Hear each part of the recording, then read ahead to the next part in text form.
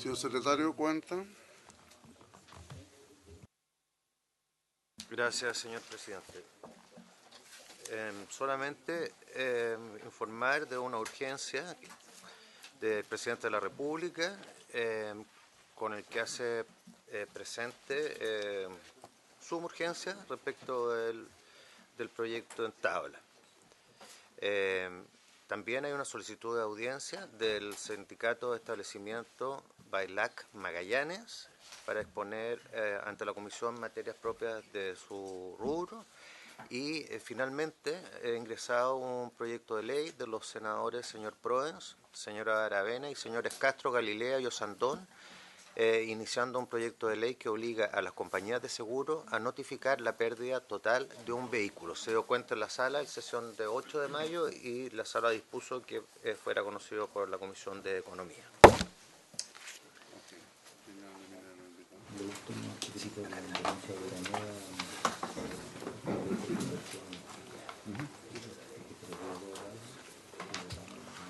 Bien, muy buenos días. Vamos a comenzar con el segundo punto, que es la audiencia para iniciar el estudio del proyecto de ley en tercer trámite constitucional que limita la responsabilidad de los usuarios de tarjetas de crédito por operaciones realizadas con tarjetas extraviadas, hurtadas o robadas en lo relativo a la responsabilidad del usuario y del emisor en casos de uso fraudulento de estos medios de pago.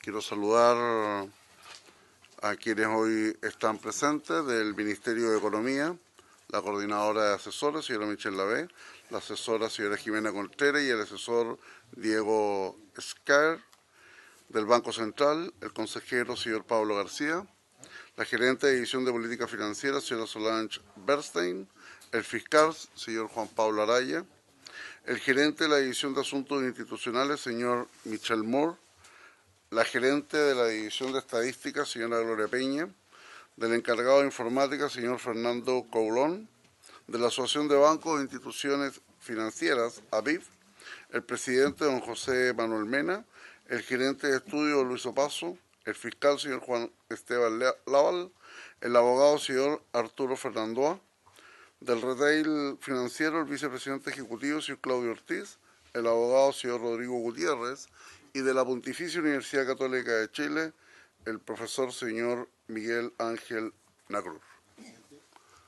Senador Galilea. Me cambia el nombre siempre, presidente, pero Perdón, señor. con Rodrigo somos amigos, así que no hay problema. Somos del Maule. No, mire, una cosa previa. Yo quiero solicitar formalmente que invitemos al ministro de Economía y al director del INE en la sesión de la próxima semana para que den cuenta de la denuncia que se formuló respecto de la manipulación de los datos del IPC. Tengo entendido que fue citado por la Cámara de Diputados en el marco de su facultad fiscalizadora. Sería bueno invitarlos para tomar conocimiento de los senadores de esa situación, más aún cuando vamos a estudiar el proyecto que establece la autonomía del Instituto Nacional de Estadística. Entonces creo que sería un antecedente relevante para efectos del trámite legislativo posterior. Gracias, presidente. Me suma a lo planteado por el senador Elizalde. Ayer se lo planteé.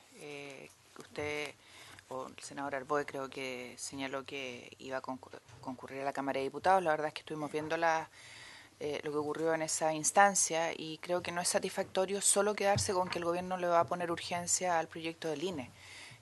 Creo que esto va más allá de las facultades y de la autonomía del instituto, tiene que ver con un tema de responsabilidad, vulnerabilidad, certeza e imagen del país. Y por lo tanto creo que es fundamental poder escuchar al ministro y al director. Se toma conocimiento y se convoca. Yo la verdad es que en función de la cantidad de invitados que hoy teníamos, la verdad que consideré que era prudente que mantuviéramos la sesión y por lo tanto queda para la próxima semana la convocatoria. Señor secretario, para que finalmente ofrezcamos la palabra a quienes hoy están en audiencia. Gracias, señor presidente.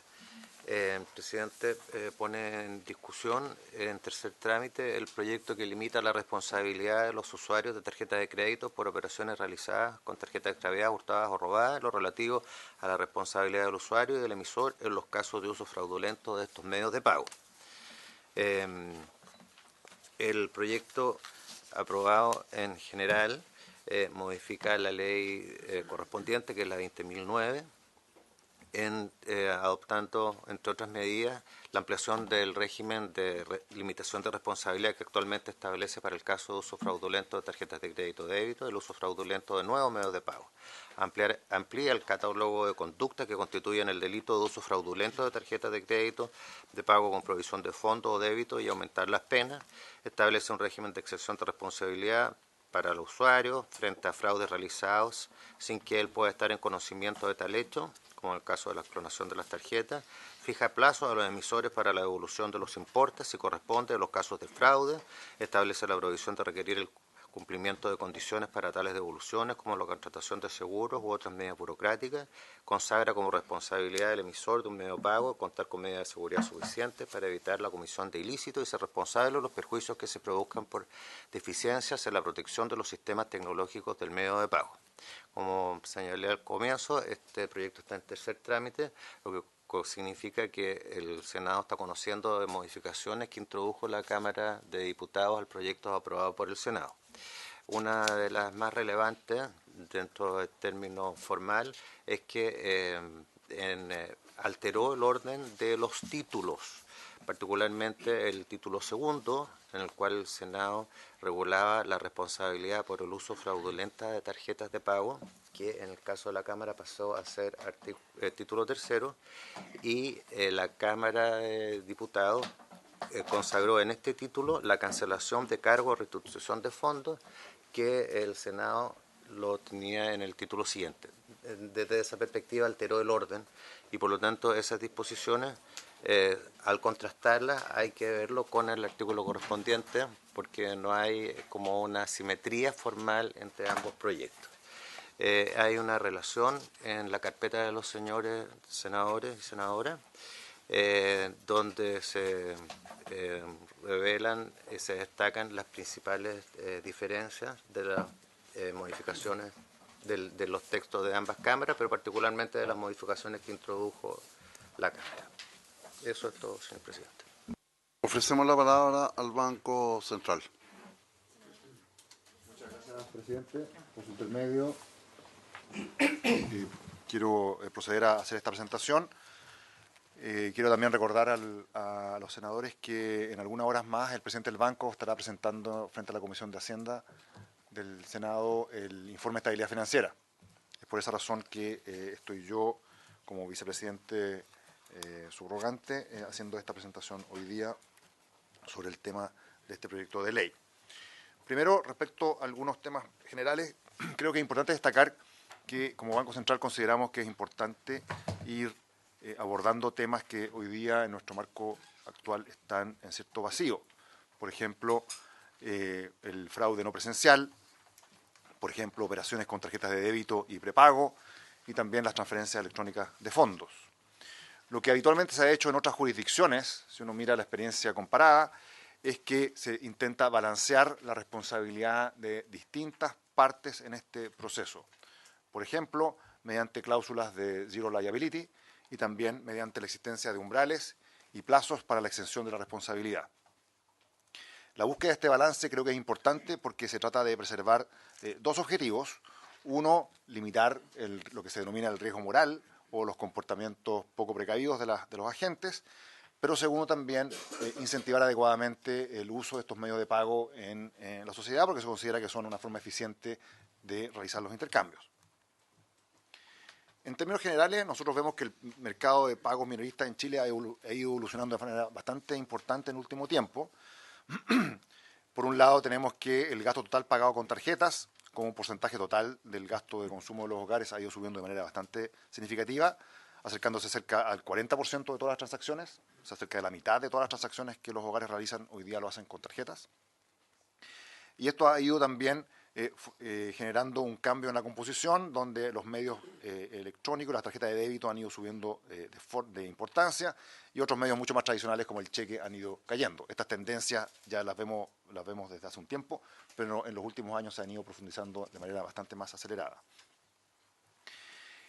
En comparación con el mundo, creo que también hay que destacar que nuestro sistema de pagos minoristas ha permitido mantener tasas de fraude en transacciones con tarjetas que son bastante bajos. Comparados con el mundo de Latinoamérica, son tasas de fraude del orden de 1/3 o 1/4 de las que se observan en esas jurisdicciones. Creo que este es obviamente un activo muy importante y que es necesario ir preservando en el tiempo. Hay algunos desarrollos más recientes, ¿no es cierto? Han habido cambios legales, han habido cambios normativos, y eso ha permitido que hoy día el mercado de pagos minorista esté evolucionando hacia lo que se denomina el modelo de 4 partes. Tradicionalmente en Chile habíamos tenido un modelo de 3 partes. Sí.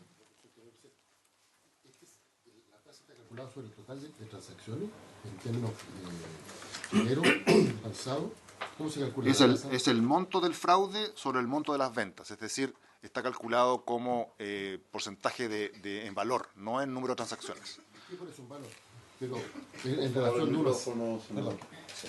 en relación a 1 a 100 o a son puntos base, es decir, por ejemplo, para el caso de Chile, la cifra es 3. ¿Qué significa eso? Que un 0,03% del porque valor por cada de 10.000. Por cada 10.000, exactamente. Por cada 10.000, perfecto. Exactamente. Es un Por eso le preguntaba si en 0,03%. relación a 1 a 100 o 1 a 10.000. Perfecto. Sí. Importante que eso es en los montos, ¿no es cierto? No solamente el número de transacciones. Entonces estamos evolucionando hacia un modelo de 4 partes. El mercado está en un proceso de transición. Hemos visto que ha habido una cierta cantidad de entidades que han anunciado la intención de emitir tarjetas de prepago. Y esto implica que uno espera, ¿no es cierto? La intención ha sido que con una red de aceptación mayor que la actual van a haber un rol mucho más importante también de los medios de pago electrónicos. Eso es lo que se está buscando y como Banco Central creemos que es importante que esta expansión lleve consigo mismo también una mantención de los niveles de seguridad actuales o que incluso ellos se puedan aumentar. Tenemos algunos comentarios al proyecto. En términos más generales, en el modelo de 4 partes tenemos los tarjetavientes, que son las personas, los comercios que realizan procesos de venta, ¿no es cierto?, de sus productos o servicios mediante el uso de estas tarjetas. Está los emisores de las tarjetas y también la red de adquiriencia. Y cada uno de estas 4 partes es importante que tengan una buena medidas de seguridad. Por el lado de los tarjetavientes, es importante que haya diligencia en el uso de los productos, en el cuidado de las credenciales, ¿no es cierto?, de las claves, resguardo de ellas. En el lado de los comercios, cuidado de los terminales de POS, también aplicación de las medidas de seguridad que estén dispuestas por el emisor o el operador. Los emisores, que son los que proveen estos medios de pago con estándares de seguridad apropiados, y también los adquirentes que tengan una red, una infraestructura, ¿no es cierto?, tecnológica que sea con la seguridad necesaria. Las responsabilidades obviamente van en todos los ámbitos de este sistema de 4 partes. Ahora, el cuidado o la provisión de estos estándares de seguridad indudablemente están muy vinculados con los incentivos que estén existiendo en el sistema.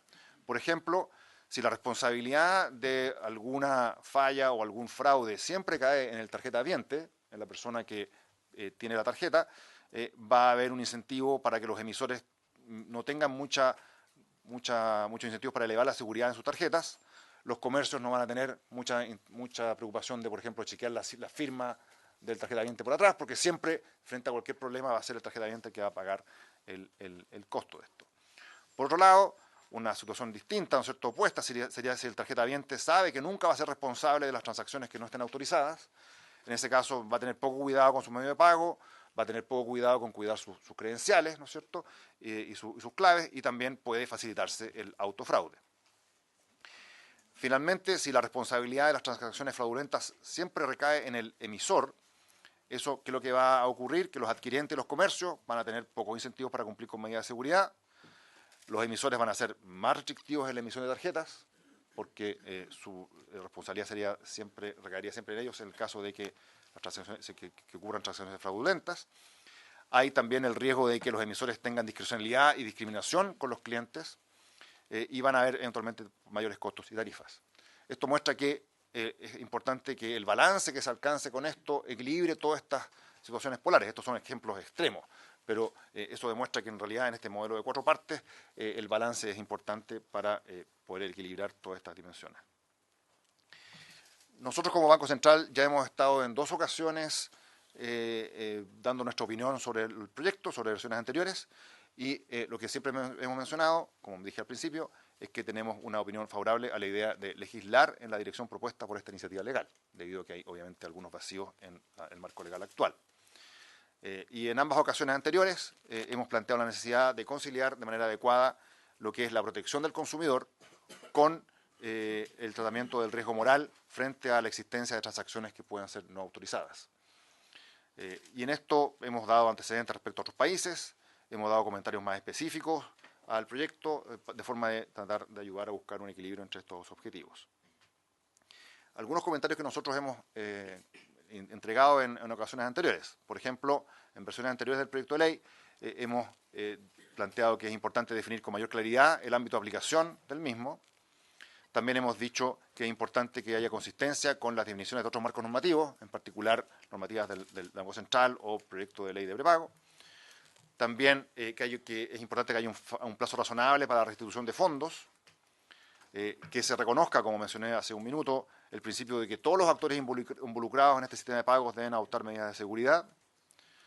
También incorporar la obligación de que el tarjetaviente informe al emisor las transacciones no reconocidas. Luego, precisar cuáles son los efectos del cumplimiento o incumplimiento de esta obligación de informar. Y finalmente, umbrales sobre los cuales se haga efectiva la exención de responsabilidad en línea con las prácticas de otros países. Estos son los comentarios en general que nosotros hemos entregado en ocasiones anteriores. Varios de ellos han sido incorporados en la versión actual de este proyecto. Creemos que alcanzar un balance entre las medidas para resguardar la protección del consumidor y las que mitigan el riesgo moral es bien importante, de forma de que se evite producir efectos no deseados como mayores costos o exclusión financiera. Creemos que hay 2 puntos adicionales de mejora en la versión actual. La primera es ser más explícito respecto a cuáles son las consecuencias que tendría para un usuario no informar con prontitud al emisor sobre operaciones sospechosas. Y segundo, definir un plazo máximo razonable para que los usuarios puedan presentar estos reclamos. Creemos que estos temas son importantes en la medida que no hayan otras medidas que existen en otras jurisdicciones, como los umbrales, que también ayudan a mitigar el riesgo moral. En la medida que no existan esos umbrales, es importante que estos 2 puntos sean más reforzados, como medidas que ayuden justamente a evitar este riesgo moral. Como conclusión, 4 puntos. Lo primero, compartimos que la protección del consumidor es importante, especialmente cuando, como lo que tenemos hoy día, hay un vacío legal. Y por tanto, como Banco Central, compartimos la importancia de legislar en esta materia.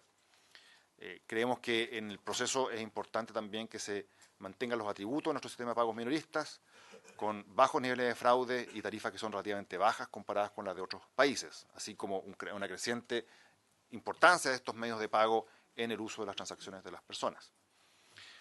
Por lo anterior, creemos que es importante que haya disposiciones concretas y efectivas para mitigar el riesgo moral, y en eso hay algunos espacios aún de mejora. Si el proyecto de ley tuviera como consecuencia un incremento en los niveles de fraude, sea por un relajamiento en el cuidado de los medios de pago y sus claves por parte de los usuarios o por autofraude, eso puede derivar en costos más altos y exclusión financiera. Con eso, presidente, termino mi presentación y con gusto responderé preguntas que los senadores tengan al respecto. Senadora Rincón. Presidente, ¿cuál va a ser la modalidad? ¿Escuchamos a todos los invitados y luego preguntamos? Sí, yo creo que es la mejor fórmula. Así que le ofrezco la palabra a la Asociación de Bancos e Instituciones Financieras.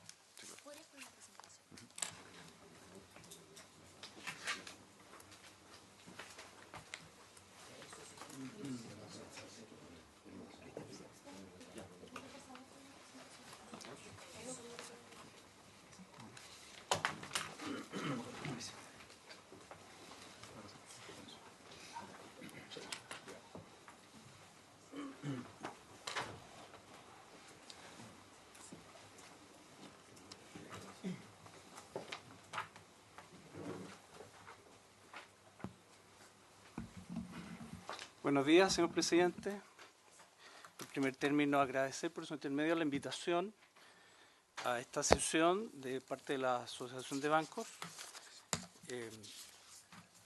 y que paso a exponer nuestra presentación de inmediato. Estamos un tanto resfriados, así que le pido excusa por la anomalía en la voz. Espero no contagiar a nadie. A ver si funciona esto. Vamos a probar. Estamos mal. Ahí sí, ahí sí. Quisiera, en términos iniciales, plantear que nuestra mirada está centrada en algunos principios que en esta lámina se exponen y que tienen que ver con aspectos que pensamos se deben preservar y difundir en la sociedad para mejor uso de los instrumentos financieros. El primer término, plantear que los sistemas de pago, sabemos, son claves en el desarrollo del sistema financiero, que ojalá podamos avanzar en una economía sin billetes y monedas, sin dinero, que podamos mejorar por medio de la tecnología, permitiendo que más y mejores servicios estén en posibilidad de ser usados por los clientes. Pero también sabemos que la tecnología, y hemos ido comprendiendo esto en los últimos años, puede ser muy mal usada. Y en ese sentido, la situación de fraude ilícito es un aspecto a considerar también. Todo lo que he señalado tiene que ver con, en definitiva, la gestión de riesgos que en la industria financiera se deben manejar, gestionar, de manera que los productos sean, ojalá, más inclusivos, pero al mismo tiempo que sean mejor usados. También en el contexto inicial de poder dar un marco a la situación que estamos conversando, compartir que de nuestros clientes hoy día disponen de al menos 3 grandes canales para poder presentar sus dificultades, sus problemas. La primera tiene que ver, por supuesto, su banco directamente, es donde se recibe la mayor parte de las situaciones, la Superintendencia de Bancos en segundo término y CERNAC en tercer término. Las cifras que nosotros disponemos es que la mayoría de estas situaciones la industria las resuelve favorablemente al cliente. Los porcentajes, el 60% que señalo, tiene que ver con esa cifra. Tal como el Banco Central ha mencionado, solo aquí esta lámina refuerza el concepto que si uno hace una mirada solo a la tasa de fraude de las personas, vemos que estas son, como se ve, 4 veces más baja que lo que es en el dato del mundo. Es fácil de retener esta cifra: por cada 100.000 pesos en transacciones, 34 pesos en Chile son los que están en el marco de los fraudes.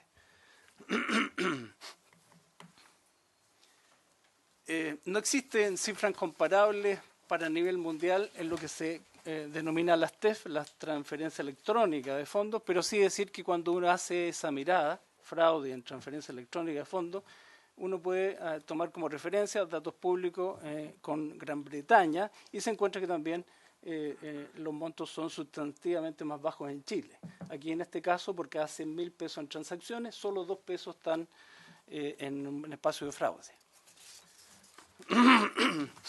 En conclusión, en esta línea, es decir que tenemos un sistema que hoy día es mejor que a nivel mundial y nos interesaría mucho mantener esa línea de trayectoria, no tener un problema que se origine a partir de esta situación que estamos conversando. Respecto al proyecto específico, solo mencionar algunos elementos que nos vamos a referir a continuación. El proyecto hoy día, la letra menciona tarjeta de crédito, pero está abierto también a otro tipo de transaccionalidad. Habla de débito, prepago y transacción electrónica. En el proyecto se plantea que los bancos debemos cancelar las operaciones que están objetadas dentro de 7 días hábiles, sin atender a las circunstancias que originaron el fraude. Tampoco existe en el proyecto un límite de tiempo para reclamar operaciones anteriores al aviso.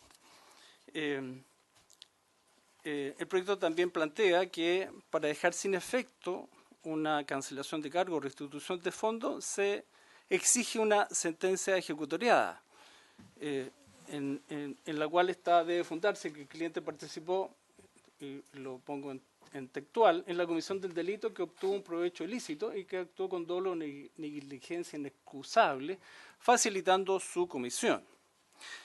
El conjunto de lo que hemos descrito, de una restitución automática, la ausencia de un plazo límite de reclamo y un estándar de responsabilidad que se aparta de la regla general, imposibilitan, a nuestro entender, un debido proceso. Y es un aspecto del cual queremos enfatizar. ¿Cuáles son las propuestas que ante la Comisión, señor Presidente, queremos destacar? Lo principal es decir que el régimen de responsabilidad civil no puede prescindir del debido proceso.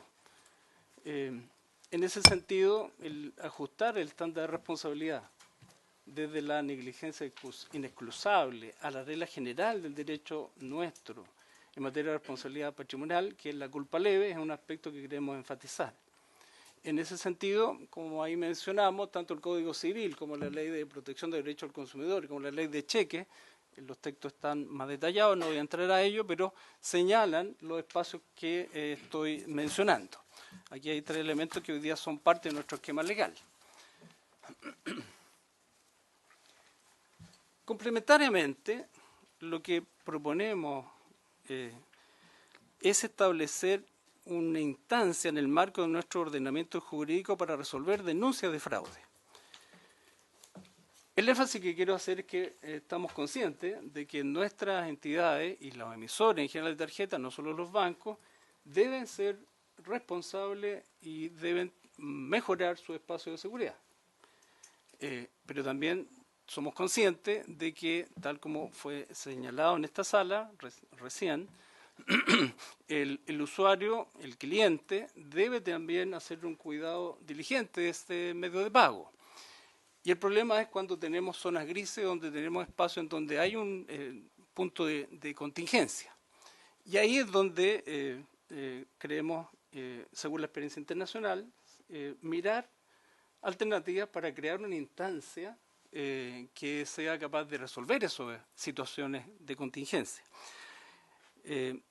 Queremos plantear 2 posibilidades. Uno es el regulador financiero, la CMF, que en caso, como el caso de otras jurisdicciones, en el caso específico de España y el Reino Unido, que hacen ese tipo de responsabilidad en que el regulador sea el que resuelva, o también los juzgados de policía local, que tiene la ventaja de tener una cobertura nacional y ser también una instancia en el espacio jurídico nuestro que podría atender estas situaciones.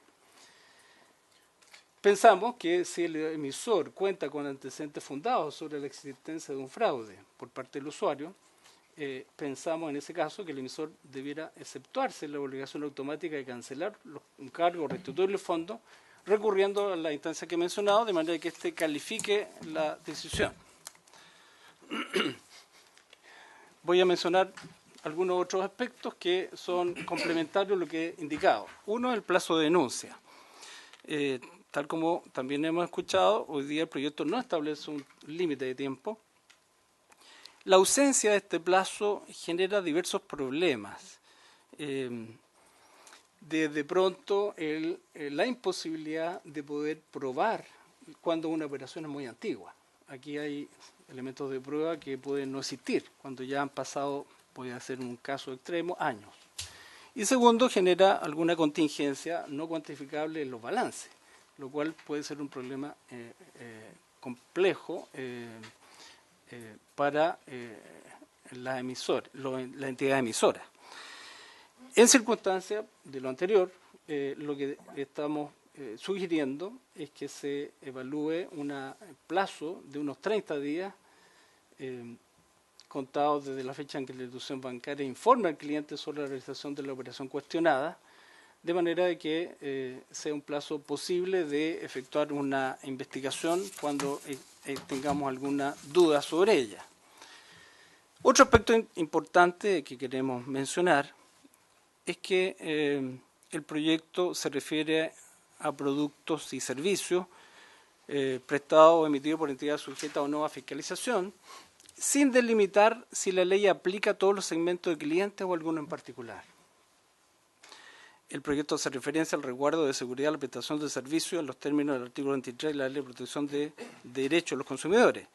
En ese sentido se entendería que el ámbito de aplicación es a personas naturales.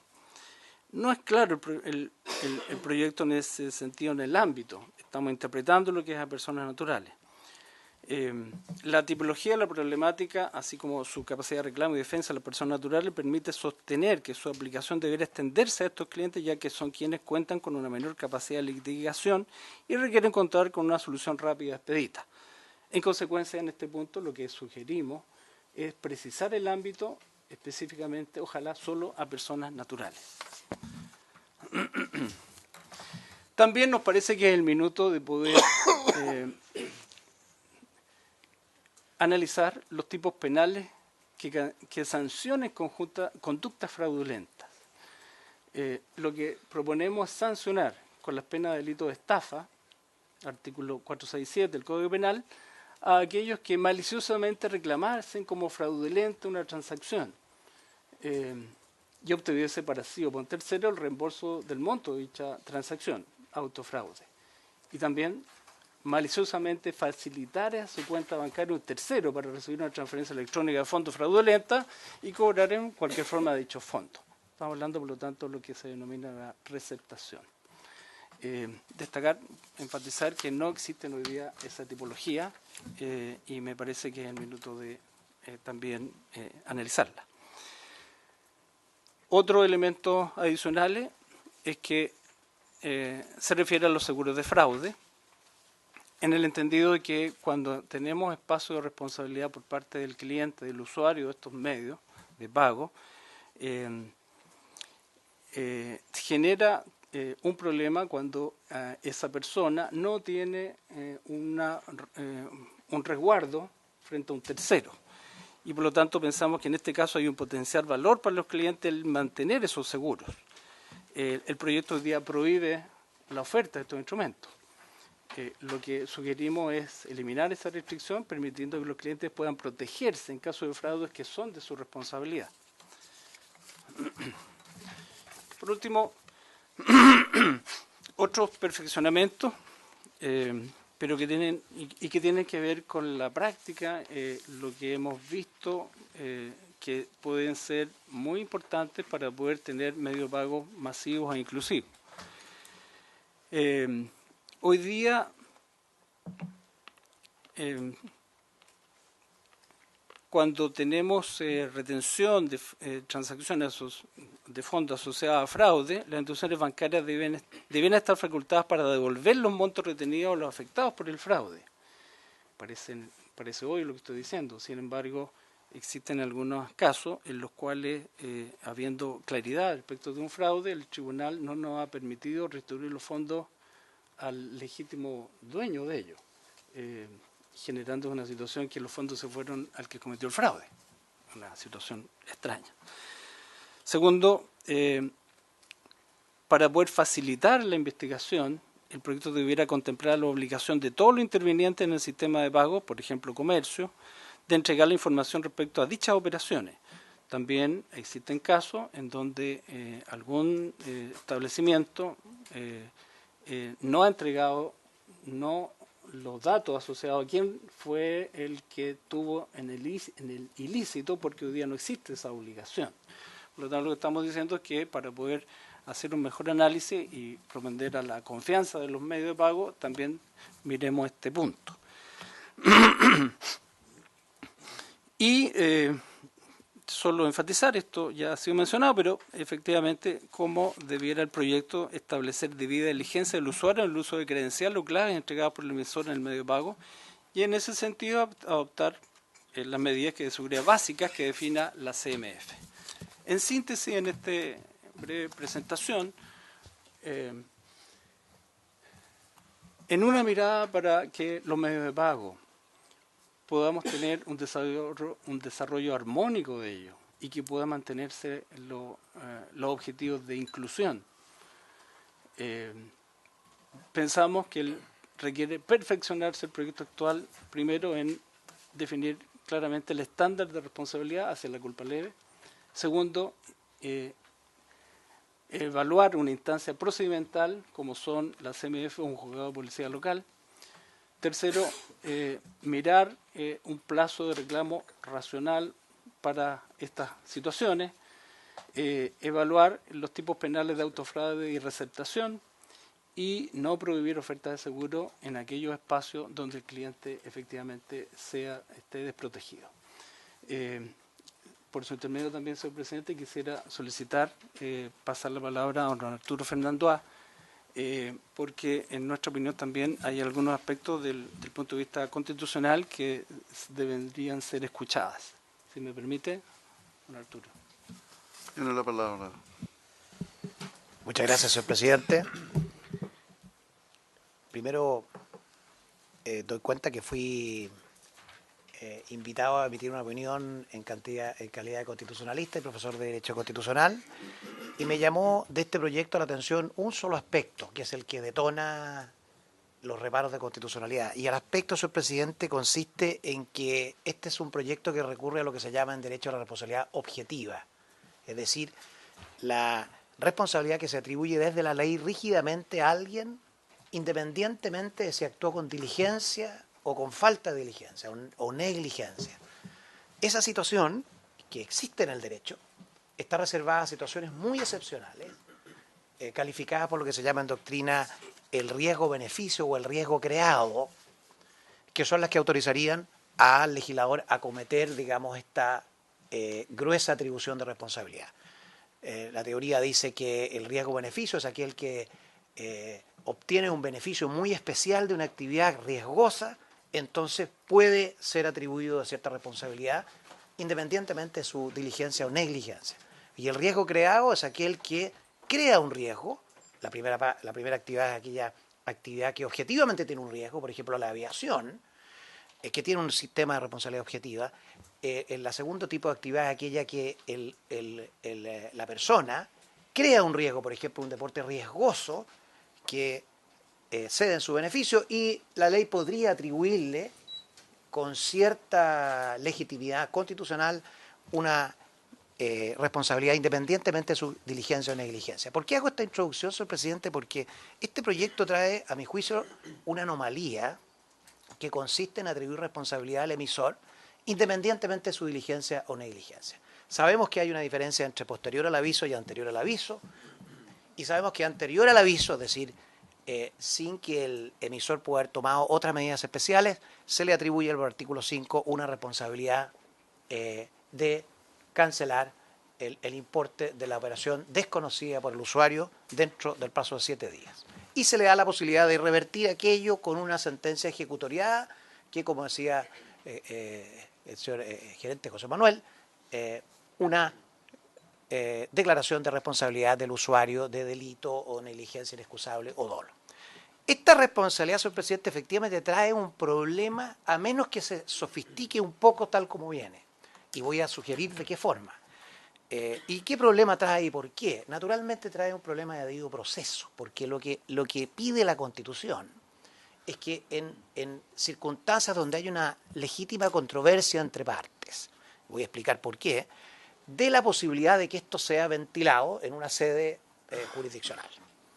Cuando el proyecto plantea esto, pero lo plantea a posteriori, es decir, le permite al emisor traer una sentencia ejecutoriada, que sabemos que va a tomar un tiempo largo, declarando esa responsabilidad, en definitiva lo que está haciendo es lo que se llama en derecho constitucional el solve repete, es decir, una especie de solve repete anómalo, es decir, pague primero y después discute.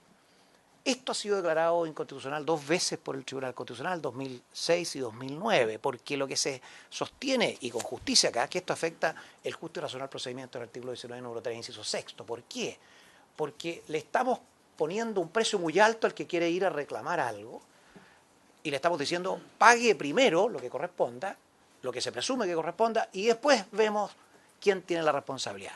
Esto no le gustó al Tribunal Constitucional. En este caso incluso sería más anómalo porque el dinero no iría a arcas fiscales, como sucedía en los casos declarados inconstitucionales, que es una multa que va al Estado. En este caso va como una indemnización a alguien que es el usuario.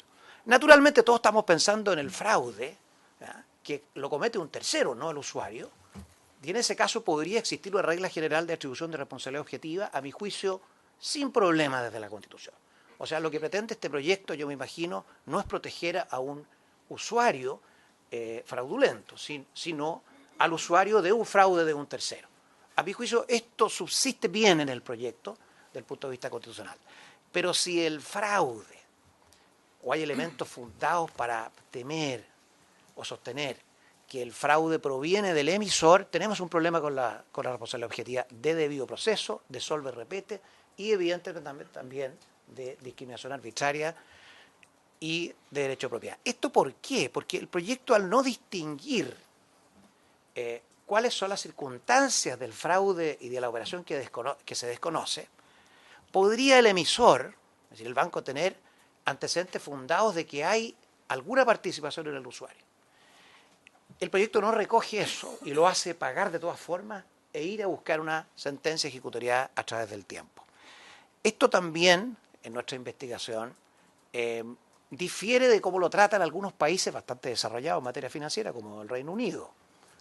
Traje aquí hizo el presidente y está por ahí en los documentos el artículo 76, número 3 del Financial Services and Markets Payment Regulations, que dice precisamente que cuando esta responsabilidad no se aplica cuando el proveedor del servicio tiene razonable fundamento, esto está en inglés, de sospechar que hay una conducta fraudulenta en el usuario. Lo que hacen estas legislaciones es lo mismo el decreto ley 18-2019 del año pasado, de este año en realidad, perdón, de noviembre de 2018 en España, donde dispone el artículo 45, número 1, que la responsabilidad es del emisor, salvo cuando el proveedor de servicio de pago del ordenante tenga motivos razonables para sospechar la existencia de fraude y comunique dichos motivos por escrito al Banco de España en la forma del contenido de plazos que éste determine. Lo que hacen estas legislaciones, señor presidente, que me parece que es un sano criterio y que disminuiría la contingencia constitucional, es permitirle al emisor que en aquellos casos que tenga fundado antecedentes de que el emisor ha participado en el fraude, reporte esto al fiscalizador. Será la Comisión de Mercado Financiero, con informe del Banco Central, alguna fórmula que permita al emisor fundar esto y atenerse a lo que se resuelve por el fiscalizador para efectos de no aplicar rígidamente esta regla de responsabilidad objetiva, que nos parece apropiada en el caso de ese fraude de tercero, pero no en el caso de que esto provenga del propio emisor. Pienso, señor presidente, que algunas sugerencias son recoger ese evento, establecer ese procedimiento, limitar los plazos, como sugiere también José Manuel y también el presidente del Banco Central, subrogante, y también creemos que se puede solicitar un informe a la Corte Suprema. ¿Por qué? Porque en rigor lo que está haciendo aquí, al hablar de sentencia ejecutoriada, es colocarse en el evento del artículo 77 de la Constitución, que obliga que para cualquier modificación a la Ley Orgánica Constitucional de Tribunales debe escucharse previamente a la Corte Suprema. Ese trámite, si se omite, podría también generar un problema, una cierta suciedad constitucional en la tramitación del proyecto. Y la Corte Suprema podría eventualmente también ilustrar la operación, cómo funciona la responsabilidad objetiva. Fundamentalmente ese es el planteamiento, señor presidente, que me han pedido. Mi opinión constitucional está en un informe largo donde se analizan los elementos de la responsabilidad objetiva y por qué creemos que acá las garantías constitucionales que están afectadas en ese evento que he descrito complican el proyecto, a mi juicio, en una opinión objetiva. Muchas gracias. Ok, muchas gracias. Ofrece la palabra al retail financiero. Gracias, presidente. La primera vez que me ayudan con la presentación.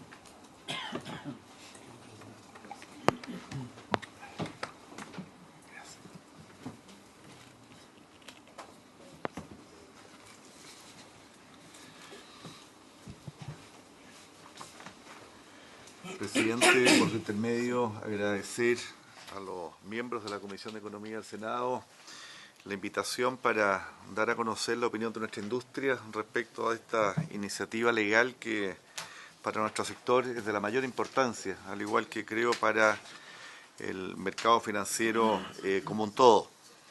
Me acompaña, como usted ya anunció, el abogado Rodrigo Gutiérrez, abogado experto en materias regulatorias financieras, que en algún minuto, por su intermedio, presidente, le pediré que me ayude con algunas acotaciones en la presentación que nosotros haremos.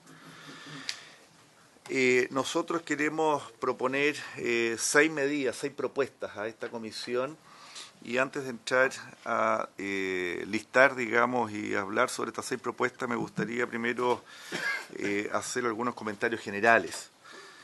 Lo primero es que, tal como nosotros ya lo informamos en la Comisión de Economía de la Cámara de Diputados cuando fuimos invitados a entregar nuestra opinión, nosotros consideramos que es necesario avanzar en perfeccionar el actual marco regulatorio en esta materia, debido fundamentalmente a la masificación de los medios de pago electrónico y a la migración del fraude desde el mundo análogo hacia el mundo digital. Pero sí creemos de suma importancia avanzar en este perfeccionamiento regulatorio en 2 importantes, a nuestro juicio, equilibrios que debiéramos lograr. En primer lugar, un equilibrio entre los deberes que tiene, digamos, el emisor y el cuidado que debe tener, digamos, el usuario al utilizar estos medios de pagos electrónicos. Y el segundo importante equilibrio tiene que ver con el promover un acceso universal de estos medios de pago electrónicos y, por otro lado, el mitigar cualquier efecto sobre el riesgo sistémico y la incerteza jurídica creciente ante el desarrollo y masificación de los medios de pago electrónicos en nuestra economía. Creemos que el informe que emitió la Cámara de Diputados acrecienta esta incerteza jurídica por las modificaciones que hizo, digamos, la Cámara de Diputados en esta iniciativa legal.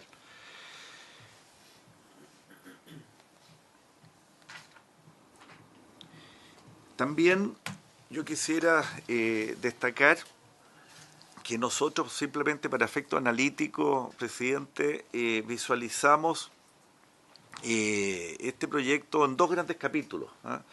El capítulo 1, que creemos que tiene que ver con todos los criterios respecto al traspaso de la responsabilidad del usuario al emisor al momento de concretar el aviso de bloqueo por parte del tarjetaviente.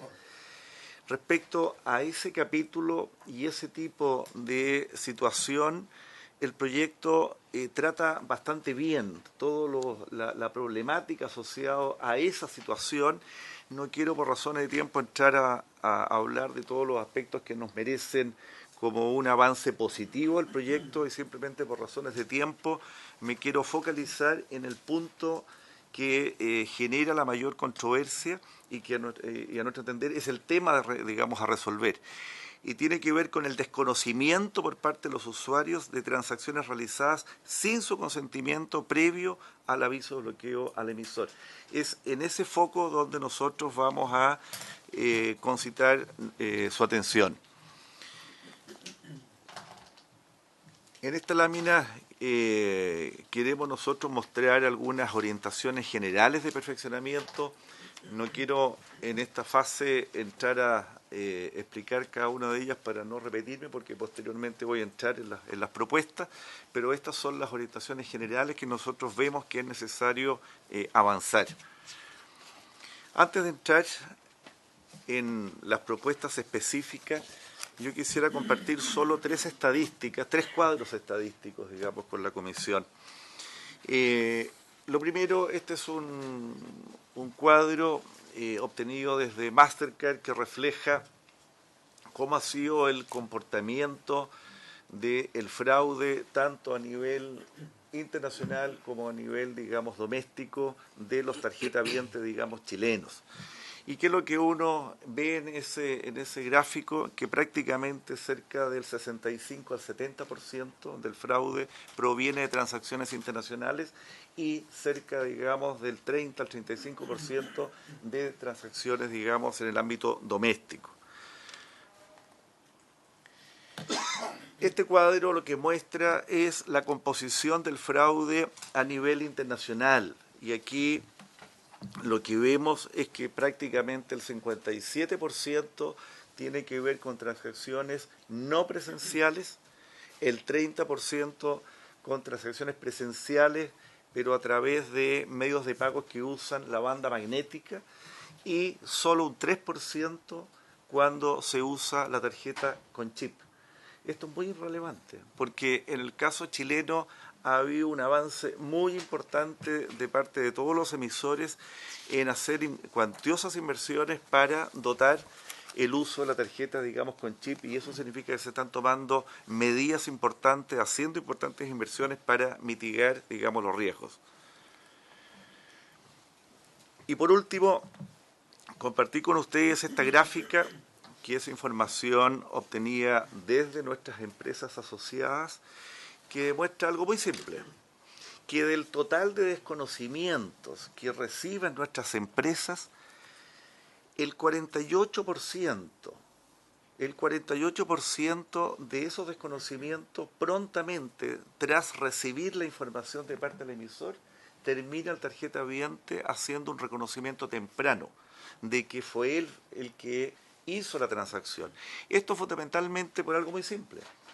Hay problemas con la explicación de las glosas en los estados de cuenta. Muchas veces, no sé si a usted le ha pasado, que uno echa benzina, digamos, en una bomba de benzina rural, dice Sociedad de Inversiones X, uno se queda grabado que entró, digamos, a la COPEC, y la primera actitud de uno es desconocer esa transacción.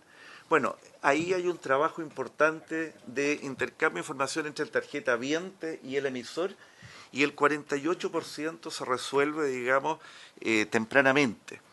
Por lo tanto, el foco de atención nuestro tiene que ver con el 52%, digamos, restante, es cuando, a pesar de que el emisor le entrega la información al cliente, él insiste en desconocer, digamos, esa transacción. Esto les pido esa información, grabarla por los próximos minutos, porque es muy importante respecto a una de las propuestas que nosotros queremos, digamos, hacer. Y aquí entramos de lleno en nuestras 6 propuestas. La primera propuesta que queremos, digamos, comentar a la comisión es que, pese a que las transacciones internacionales representan, según nuestras estadísticas, el 4% de las transacciones totales, el 70% de los fraudes vienen, digamos, de transacciones a nivel internacional. Por ende, la sugerencia que nosotros hacemos es que el procedimiento de reclamación, tratándose de una transacción internacional, debiera tener plazos distintos tratándose de una transacción nacional.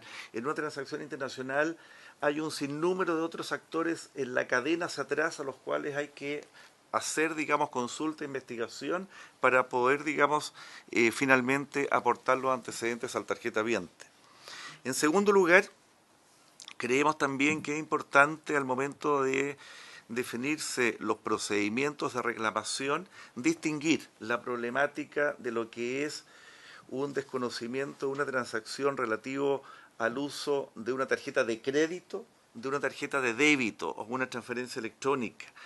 ¿Por qué? Cuando estamos hablando de una transferencia electrónica, una tarjeta de débito, estamos afectando la liquidez de la persona en forma inmediata. Tratándose de una tarjeta de crédito, cuando hay un desconocimiento de una transacción, es un aviso de que yo los próximos 30 días voy a hacer un cargo sobre el cual va a haber una controversia y va a haber que resolver. Por lo tanto, creemos que hay que establecer plazos distintos tratándose de estos medios de pago.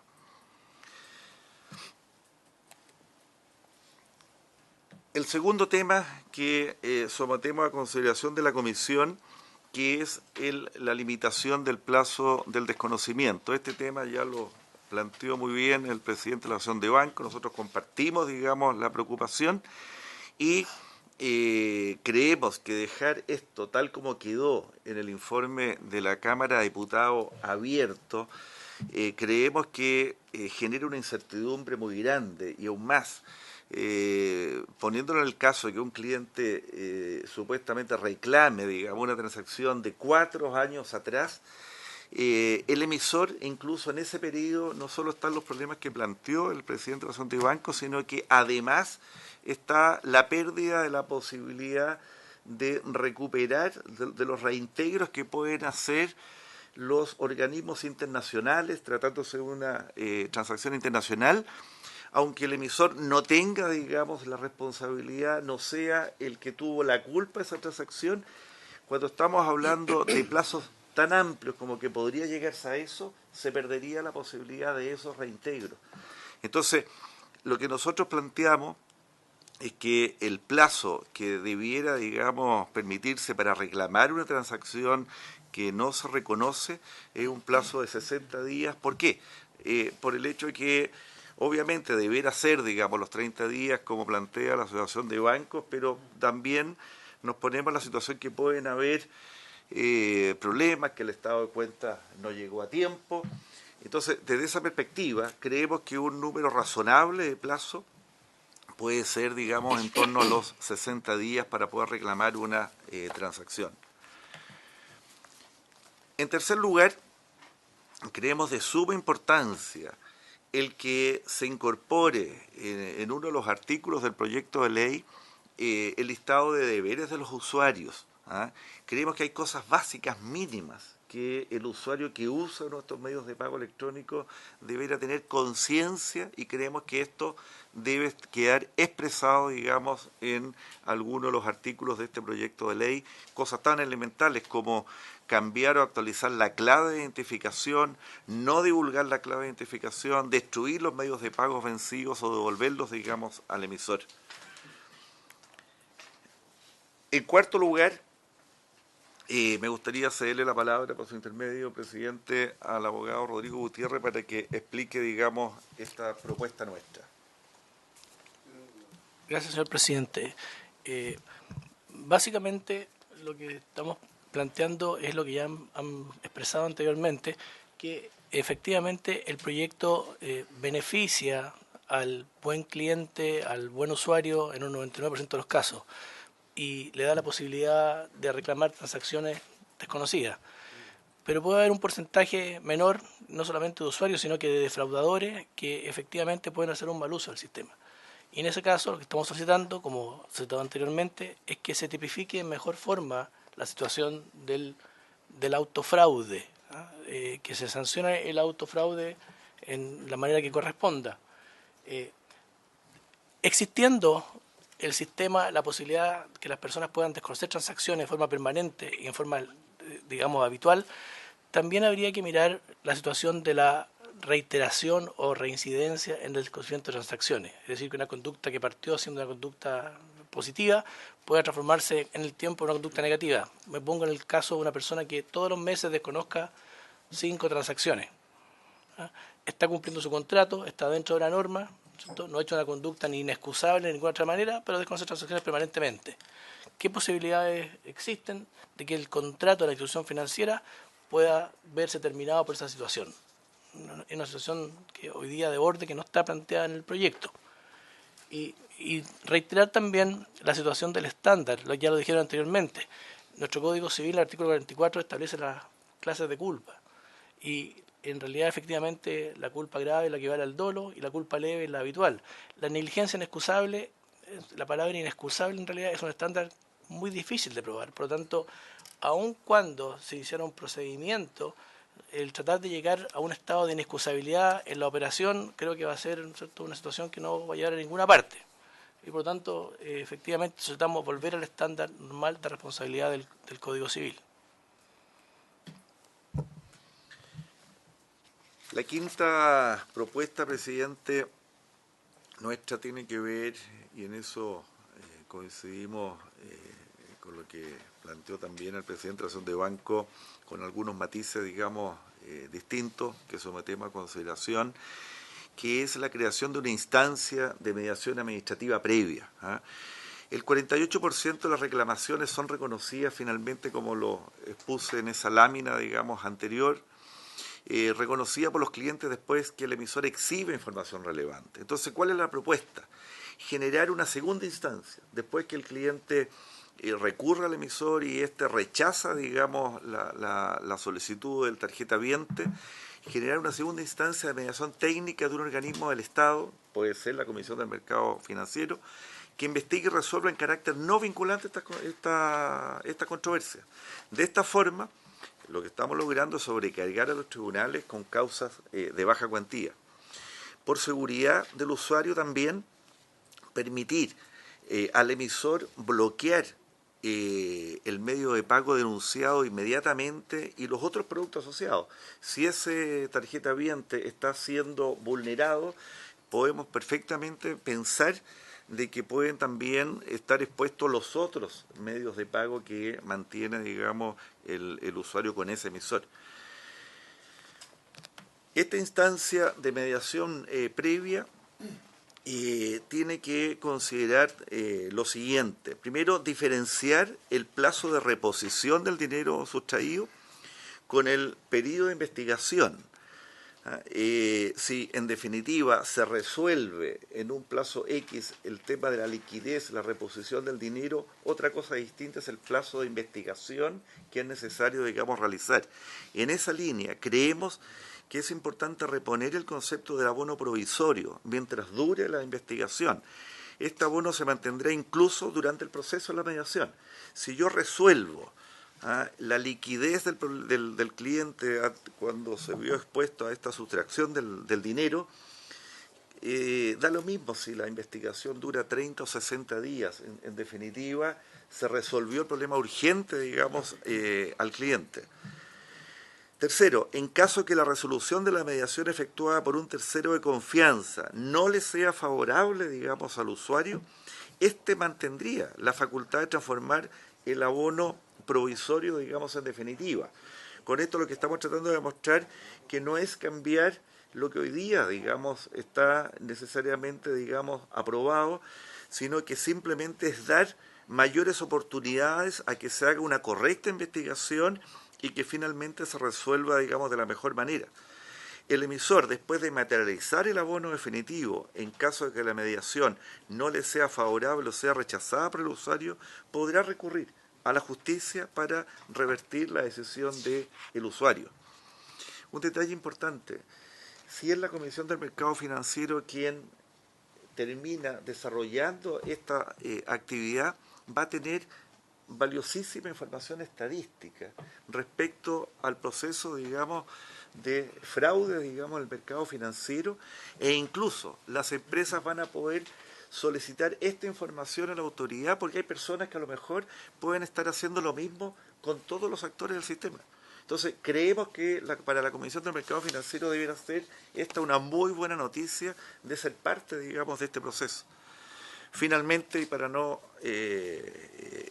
digamos, agotar el tiempo de ustedes, presidente, en el ámbito de la ciberseguridad, creemos que existe un altísimo número de tarjetas de crédito emitidas que están vigentes y que no son usadas en los últimos 12 meses sin transacción, en los últimos 12 o 18 meses. Esas tarjetas de alguna manera son como pistolas cargadas arriba de la mesa y los usuarios, digamos, que no las usan pierden el control sobre esos medios de pago. Y lo que nosotros queremos sugerir en esta línea es que se permita voluntariamente a los emisores poder bloquear temporalmente, sin costo para los usuarios, y también que haya un mecanismo ágil que permita al usuario poder reactivar, digamos, el medio de pago cuando quiera, digamos, usar nuevamente este medio de pago, digamos, electrónico. Esas son las propuestas, Presidenta, y que hemos sometido a las consultas que ustedes estimen convenientes. Muchísimas gracias. Y finalmente escuchamos al profesor don Miguel Ángel Lacruz. Les pediría que nos van quedando. Gracias, presidente. Voy a tratar de ser breve. Agradezco la invitación en mi carácter de profesor de Derecho Comercial Económico de la Facultad de Derecho de la Pontificia Universidad Católica de Chile. Días atrás yo envié una minuta escrita de mi presentación que debe estar en poder de ustedes de tal manera que voy a ser bien breve en el tema. Lo primero, el ámbito de aplicación de esta ley. Esta ley este proyecto de ley viene a resolver un tema que quedó pendiente con la ley 20.009. El tema, ¿no es cierto?, del aviso del usuario cuando ya se ha efectuado la transacción. Tema que afecta, ¿no es cierto?, a muchos consumidores y está dentro del ámbito de lo que es la protección de servicios financieros. Sin embargo, el proyecto, en los términos aprobados por la Cámara de Diputados, en opinión del suscrito, presenta varias deficiencias del punto de vista jurídico que sería conveniente que se analizaran y se resolvieran en esta instancia. Respecto del artículo primero del proyecto, el ámbito de aplicación me parece absolutamente bien planteado, la modificación que en definitiva, ¿no es cierto?, está incorporando la Cámara de Diputados, porque está incorporando no solamente las tarjetas de crédito, sino todas las tarjetas de pago que están reguladas por el Banco Central, tarjeta de débito, tarjeta con provisión de fondos y además los medios de pago de índole electrónica. Todos estos medios de pago están regulados estrictamente por el Banco Central y por la Superintendencia de Bancos e Instituciones Financieras, que imponen a los usuarios y a las instituciones financieras condiciones mínimas para los efectos de efectuar estas operaciones. De tal manera que estas normas jurídicas no pueden, en definitiva, no considerar las normativas que están dictadas por el Banco Central y por la Superintendencia de Bancos, posteriormente Comisión para el Mercado Financiero. El artículo, y sobre ese mismo punto, al incorporarse las transferencias electrónicas, al incorporarse la tarjeta de débito, se está haciendo aplicable indirectamente la ley sobre cuentas corrientes bancarias y cheques, que dice relación directa con estos instrumentos. Sin embargo, el proyecto para nada considera ciertas normas que están hoy día vigentes en la ley sobre cuentas corrientes bancarias y cheques. Entre ellas, el plazo que tiene, ¿no es cierto?, el titular de una cuenta corriente para objetar los cargos, que es una legislación por lo demás antiquísima, que viene del año 1943. Por lo tanto, voy a pasar a los puntos más complejos del proyecto. Los personeros que me han antecedido en la palabra se han referido al tema del aviso. Y sobre este tema quiero centrar esto. El aviso, ¿no es cierto?, se está refiriendo a la situación de una persona que es titular de un medio de pago, que se da cuenta, ¿no es cierto?, de una transacción que ya fue efectuada en su correspondiente, ¿no es cierto?, tarjeta de crédito, débito o en su cuenta corriente y que él no la ha efectuado. Esa es la situación concreta. El proyecto establece un plazo de 5 días para reclamar, pero la verdad es que dice de que la persona tome conocimiento. Y eso ya genera un problema de plazo, porque es un plazo absolutamente indeterminado y subjetivo, desde que la persona tome conocimiento, ¿no es cierto?, de la situación. En la ley de cuentas corrientes bancarias, que tendría que aplicarse necesariamente si no existiera una norma especial acá, existe un plazo de 30 días, de manera que no se entiende, ¿no es cierto?, por qué en este proyecto de la Cámara de Diputados no se limitó el plazo en términos acordes con lo que hoy día existen en la legislación que está vigente en materia de cuenta corriente bancaria.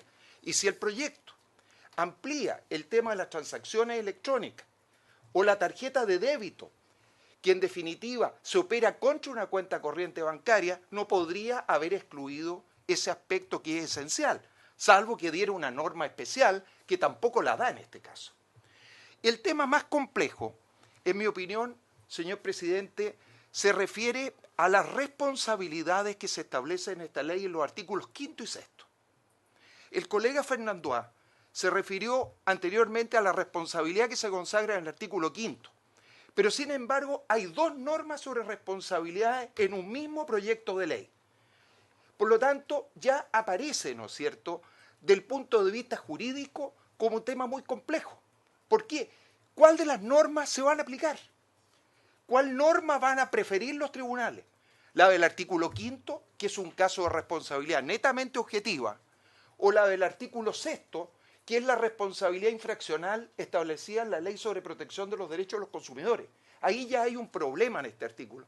Tiene 2 normas sobre responsabilidad que son inconciliables entre sí. Me voy a referir primero a la del artículo 5º, que es, yo creo, la que debiera suprimirse de este proyecto. La norma del artículo 5º introduce, tal como lo señaló y lo explicó muy bien el colega Fernando en materia de protección del consumidor, una responsabilidad objetiva, que no está en la legislación. Tal como lo dijo el colega Fernando la responsabilidad objetiva o responsabilidad por el riesgo está absolutamente limitada en la legislación chilena. En el Código Civil encontramos 2 artículos, en los delitos o cuasi delitos civiles respecto a este tema, y los otros los encontramos en leyes especiales, como el Código Aeronáutico y la ley, ¿no es cierto?, en definitiva, que tiene que ver con la regulación de las plantas nucleares. ¿En qué consiste esta responsabilidad? Que se le atribuye el daño al empresario por el solo hecho de tener una actividad que se supone riesgosa. Ese es el elemento, ¿no es cierto?, que se está considerando en el artículo 5. Se dice, usted responde, ¿no es cierto?, por el daño que le provocó al titular del medio de pago. Y por lo tanto, la única relación que exige es que sea cliente de la institución y que se reclame el daño en este plazo un poco indeterminado que existe en el proyecto. Ese es exactamente el punto que trata el artículo 5. Esa responsabilidad, en los términos que está, es ajena a la Ley de Protección de los Derechos de los Consumidores.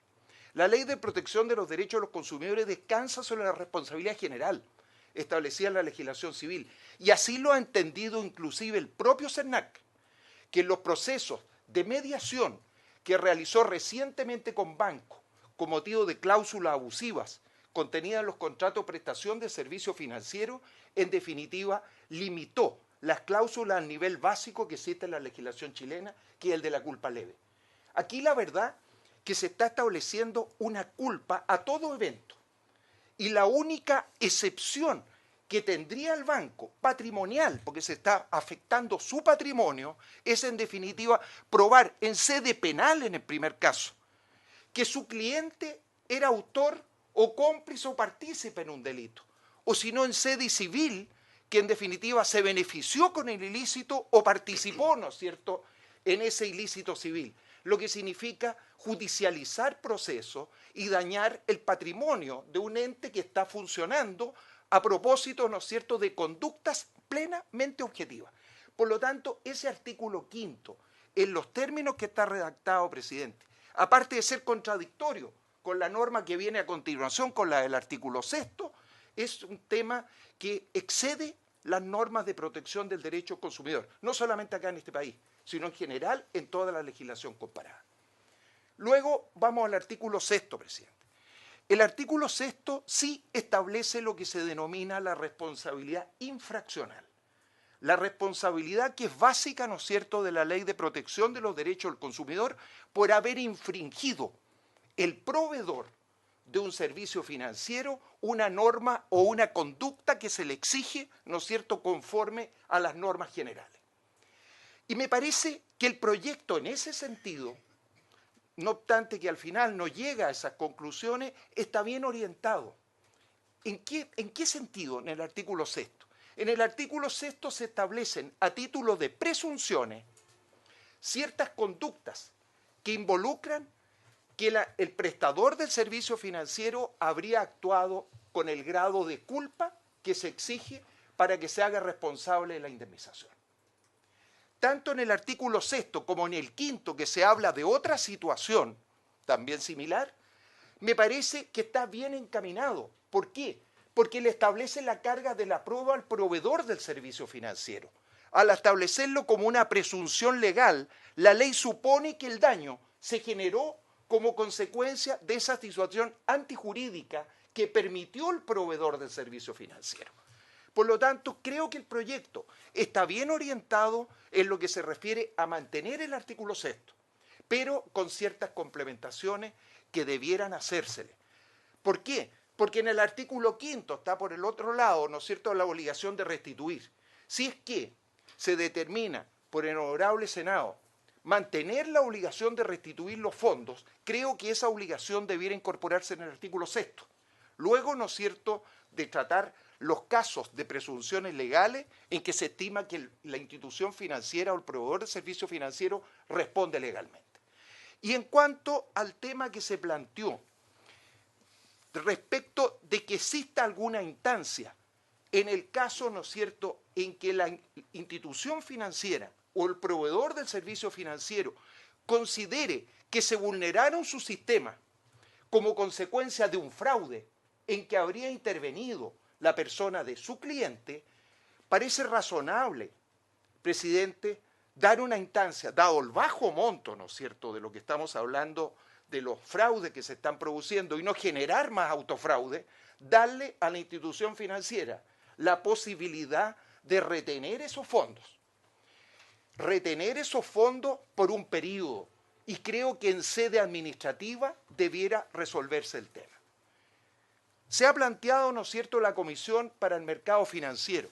Uno en principio tiende a pensar que un organismo, ¿no es cierto?, cuyo objeto es supervisar instituciones financieras, supervisar a los emisores de medios de pago, luego de la tajante distinción que se hizo en Chile, de asignar, ¿no es cierto?, las tareas que tienen que ver con el consumidor financiero al CERNAC financiero, porque eso fue una definición legal que ya se tomó, pareciera extraño que fuera, ¿no es cierto?, esta la institución.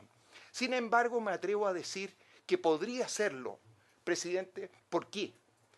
Se ha mantenido la facultad que tiene la Comisión para el Mercado Financiero para actuar como árbitro arbitrador. Esa es la palabra que emplea la ley en la letra I del artículo 3º del decreto con fuerza de ley 251 de 1931 de la compañía de seguros. ¿Y qué es lo que ve?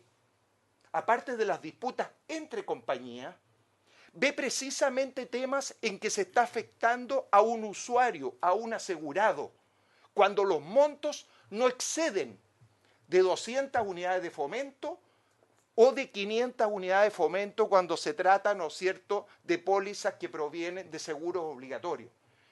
Por lo tanto, existe una norma que no le permite actuar como mediador. Yo creo que la palabra mediador, en mi opinión, creo que no debiera considerarse.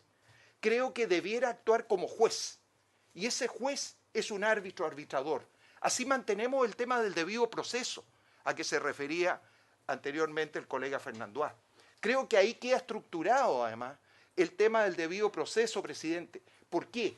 Porque si la institución, dentro de sus procesos, estimó que se vulneraron su sistema como consecuencia de un fraude, evidentemente antes de efectuar el pago y en forma provisional, debiera poderse recurrir a esta entidad que va a tener todos los elementos para poder juzgar adecuadamente. ¿Por qué no creo que un juez de policía local sería la alternativa? Porque la verdad que el juez de policía local no tiene experiencia ni tiene conocimiento del mundo financiero para resolver estos temas que son absolutamente específicos y que dicen con riesgo en sistemas operativos, con riesgo en sistemas de seguridad, que se vulneraron.